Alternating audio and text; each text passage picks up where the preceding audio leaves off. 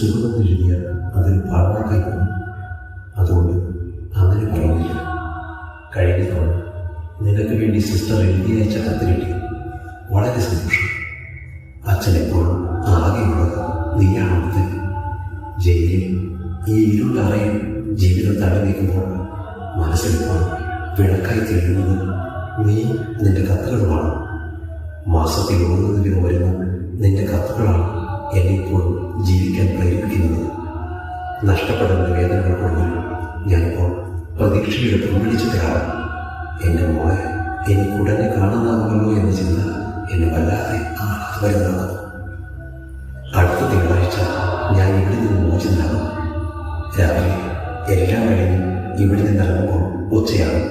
പിന്നെ ഞാൻ അവിടെ എൻ്റെ മോളുടെ ഹോസ്റ്റലിലെത്തുമ്പോൾ മിക്കവാറും സന്ധ്യയാണ്. എന്നാൽ എനിക്കെൻ്റെ ജീവിതം അന്ന് തന്നെ കാണും. എൻ്റെ പുതിയ ജീവിതം അന്ന് തന്നെ തുടങ്ങണമെന്ന അച്ഛൻ്റെ ആഗ്രഹം. ഒരുപാട് എഴുതുന്നുണ്ട്, പക്ഷെ വാക്കുകൾ വരുന്നില്ല മോളെ.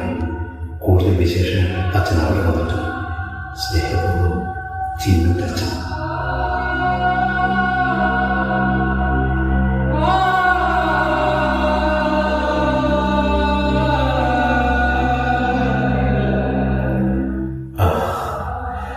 സന്തോഷമുള്ള കണ്ണു നിറയുന്നു. നീണ്ട 5 വർഷത്തെ കഠിന തടവിന് ശേഷം നല്ല നടപ്പിൻ്റെ ആരംഭത്തിൽ ഞാൻ ജയിൽ മോചിതനാവുകയാണ്. മദ്യത്തിനും മയക്കുമരുന്നിനും അടിമയായിരുന്ന എൻ്റെ പഴയ ജീവിതം ഇന്നെൻ്റെ മനസ്സിനെ വല്ലാതെ വേദനിപ്പിക്കുന്നു. മദ്യത്തിൻ്റെ ലഹരിയിൽ ഞാൻ എൻ്റെ ഭാര്യയെ കഴുത്ത് ഞെരിച്ച് കൊണ്ട ദിവസം ഇന്നെൻ്റെ മനസ്സിന് ഭീതികമായ ഓർമ്മയാണ്. ഞാനിപ്പോഴും ഓർക്കുന്നു, നല്ലൊരു മഴയുണ്ടായിരുന്ന ഒരു രാത്രി കുടിച്ച് ബോധം കെട്ടാണ് ഞാൻ വീട്ടിലേക്ക് കയറ്റിച്ചത്. എന്തോ നിസ്സാര കാര്യത്തിന് പതിവ് പോലെ ഭാര്യയുമായി വഴക്കുള്ളത്. അന്ന് എൻ്റെ ചിന്നുന് 3 വയസ്സ്. ഞങ്ങളുടെ വഴക്ക് ബോധത്തിലെത്തിയപ്പോൾ ചിന്നു കരച്ചിൽ തുടങ്ങി. ദേഷ്യം സഹിക്കാനാവാതെ മോളെ എടുത്ത് കട്ടിലേക്ക് ഞാൻ എൻ്റെ നന്ദിയുടെ കഴുത്തിൽ പിടിച്ചു. കണ്ണു തുറച്ചു വരുന്നത് എനിക്ക് കാണാമായിരുന്നു. എനിക്കറിയില്ല, മദ്യത്തിൻ്റെ ലഹരി സുബോധമില്ലാതെ ഞാൻ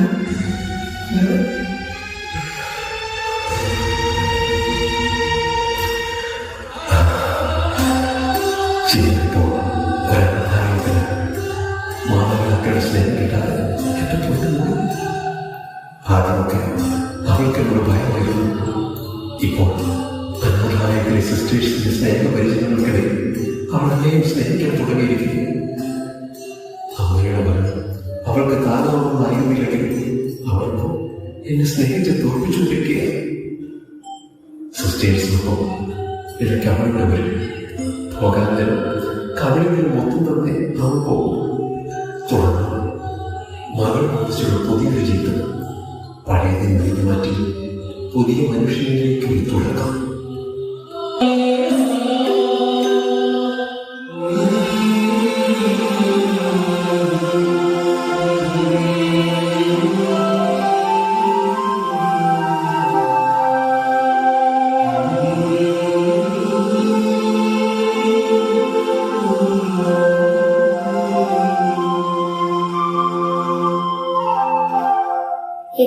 ഇന്നെന്റെ അച്ഛൻ വരുമല്ലോ. രാവിലെ മുതൽ ഞാൻ കാത്തിരിക്കാൻ തുടങ്ങിയതാണ്. ഇപ്പൊ വരാറായിട്ടുണ്ടാവും.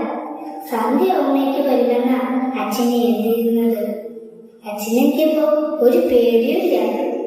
എന്തിനാ പേടിക്കണേ? എന്റെ അച്ഛനല്ലേ.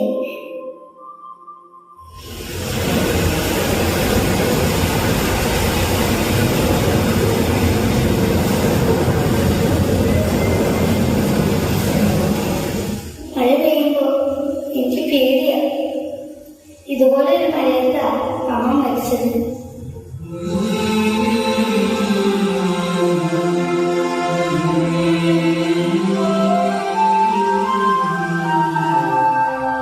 മഴ പെയ്യുമ്പോ ഞാൻ അമ്മേനെ കുറിച്ച് ഓർത്തു. പാവമായിരുന്നു അമ്മ. അമ്മയെ ഓർക്കുമ്പോഴൊക്കെ മാതാവിനോട് പ്രാർത്ഥിക്കാൻ സിസ്റ്റേഴ്സാണ് എന്നെ പഠിപ്പിച്ചത്. അപ്പോ അമ്മ സ്വർഗത്തിലേക്ക് സന്തോഷിക്കത്രേ.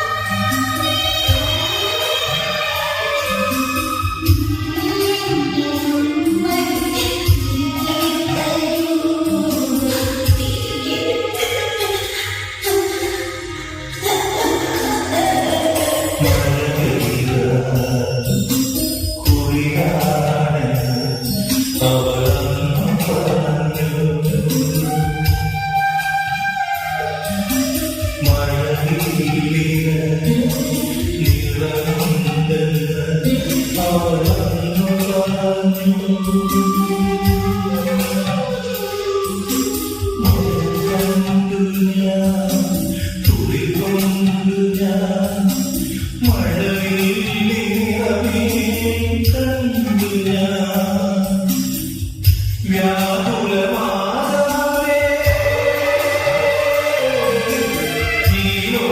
ജീവോദാതാവേ, നീ എന്റെ നന്ദിയെ തിരികെ തരൂ,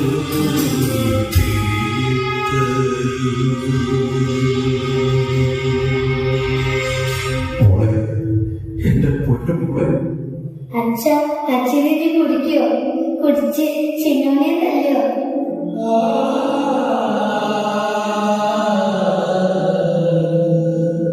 ഇല്ല മോളെ, അച്ഛൻ നീ കുടിക്കില്ല.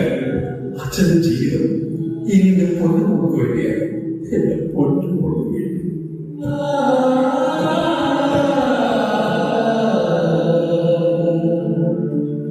നിരവധി കുടുംബങ്ങളുടെ തകർച്ചയ്ക്ക് കാരണമാണ് മദ്യവും മയക്കുമരുന്നും. സമൂഹത്തിന്റെയും കുടുംബങ്ങളുടെയും വ്യക്തിബന്ധങ്ങളുടെയും തകർച്ചയ്ക്ക് കാരണമാകുന്ന ലഹരി വസ്തുക്കൾ നമുക്ക് ഉപേക്ഷിക്കാം. പുതിയൊരു സംസ്കാരം ഇവിടെ സംജാതമാകട്ടെ. നന്ദി.